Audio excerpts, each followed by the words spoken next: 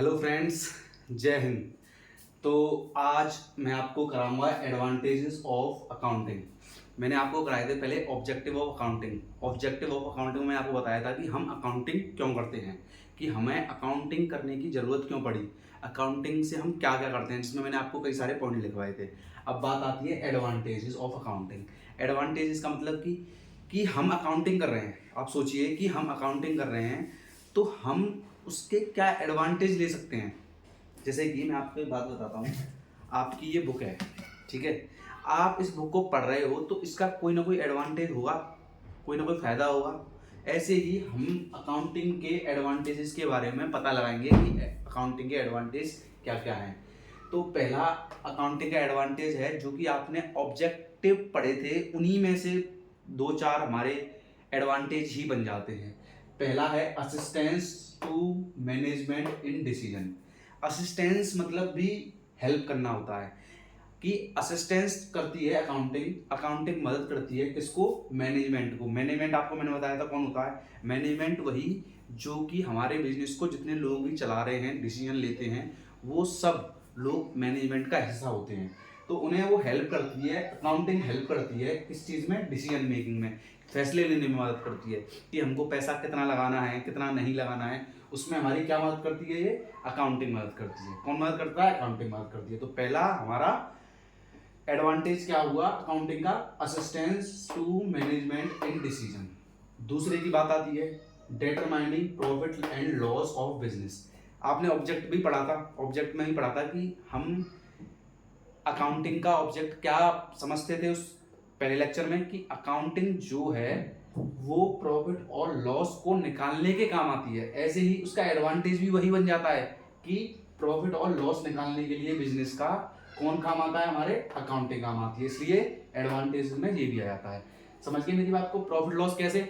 आप सपोज करिए कि आपने पता लगाया कि आपने 1,000 रुपए की परचेज की थी और सेल कितने की करी? आपने 2,000 की। तो आपका प्रॉफिट टोटल कितना हुआ?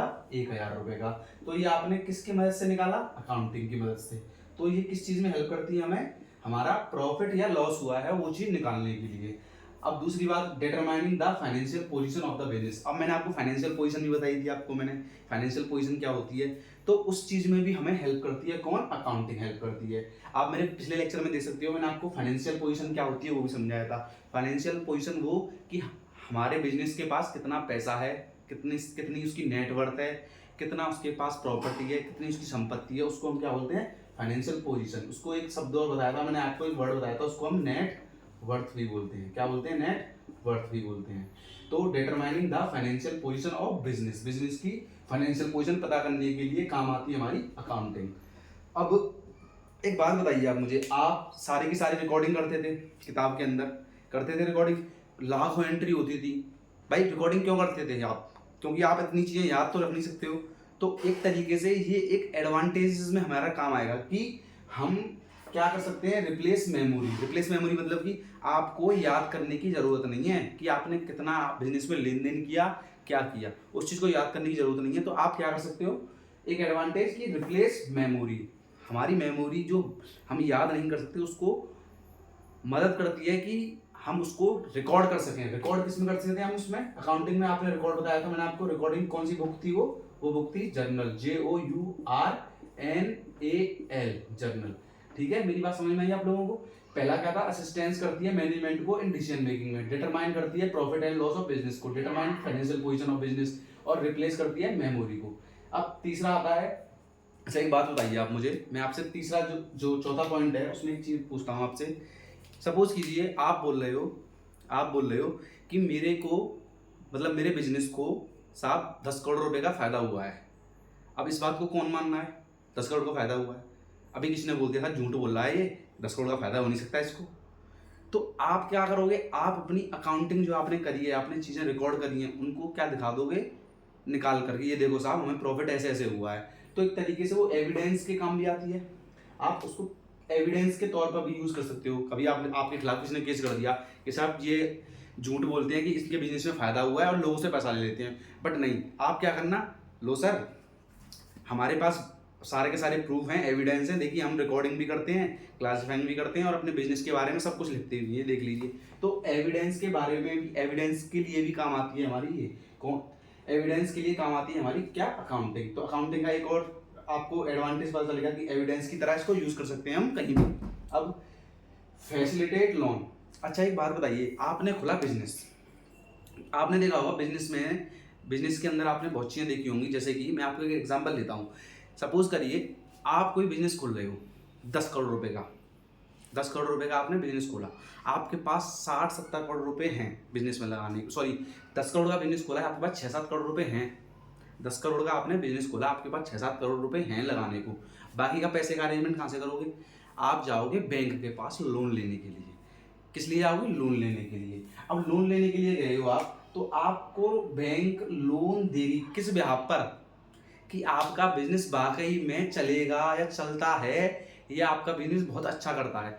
तो अकाउंटिंग की मदद से हम बैंक वालों को ये दिखा सकते हैं कि साहब देखिए हमारे बिजनेस में इतना फायदा होता है, इतना हमारे को प्रॉपर्टी हमारे पास, हमारी इतनी फाइनेंशियल पोजीशन है, हम अपने बिजनेस को आगे बढ़ाना चाहते हैं, तो आप हमें कृपा करके लोन दे दीजिए, हम आपको उसके बदले में क्या देंगे? ब्याज, इंटरेस्ट देंगे।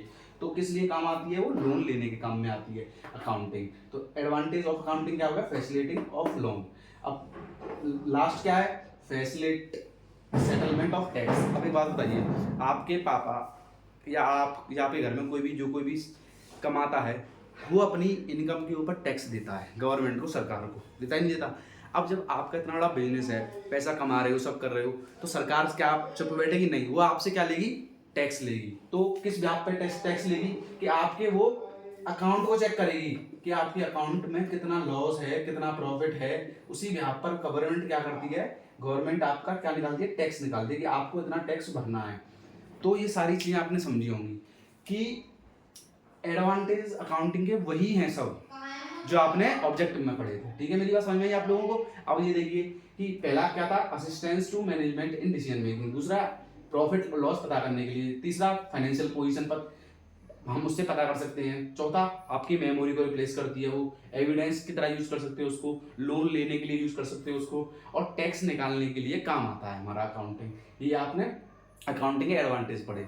अब मैं अगली वीडियो में आपको आगे समझाऊंगा कि लिमिटेशन क्या होती हैं, अकाउंटिंग की लिमिटेशन क्या होता है, वो मैं आपको नेक्स्ट लेक्चर में समझाऊंगा। और प्लीज़ आपसे रिक्वेस्ट है, क्योंकि आप लोग पढ़ रहे हो, आप रिवाइज करिएगा, आपको एक चीज़ समझ में आ जाएगी, मैं गारंटी देता हूँ। आप घबराइए मत। आप अपनी बुक खोलोगे टी.एस. ग्रेवाल की, इस टी.एस. ग्रेवाल में लाइन टू लाइन जो मैं पढ़ा रहा हूँ वो सारी चीज़ें दी हुई हैं। अगर आपको कुछ भी समझ में नहीं आता है, कमेंट में आप मेरे को पूछ सकते हो कि सर ये चीज़, ये टॉपिक आप दोबारा समझा दिए, मैं उसको समझाऊंगा। अब ये मेरी गारंटी है। बस आपको क्या करना होगा? पढ़ना होगा। अब देखिए साहब, मैं आपको अच्छा लेक्चर प्रोवाइड कर सकता हूँ, अच्छी एजुकेशन प्रोवाइड कर सकता हूँ, अच्छी तरह समझा सकता हूँ, लेकिन मेहनत आप लोगों को करनी होगी और हार नहीं माननी आपको। आपके लिए सब्जेक्ट बिल्कुल नया है और आप बिल्कुल ये समझिए कि आप इसमें अभी कुछ नहीं जानते हो, लेकिन मैं जो पढ़ा रहा हूँ उसको आप रिवाइज करिए, दिमाग लगाइए अपना और उसको लर्न करिए। और ये सारी चीज़ें जो मैं पढ़ा रहा हूँ ना, ये एग्जाम में 100% पूछी जाती हैं। तो मेरे साथ इसी तरह बने रहिए। मैं हर लेक्चर में आपको बहुत इंपॉर्टेंट चीज़ें समझाऊंगा। तो इसी के साथ मैं विदा चाहता हूँ। और हाँ, मेरे चैनल को सब्सक्राइब करना, लाइक करना ना भूलें। Thank you so much. जय हिंद।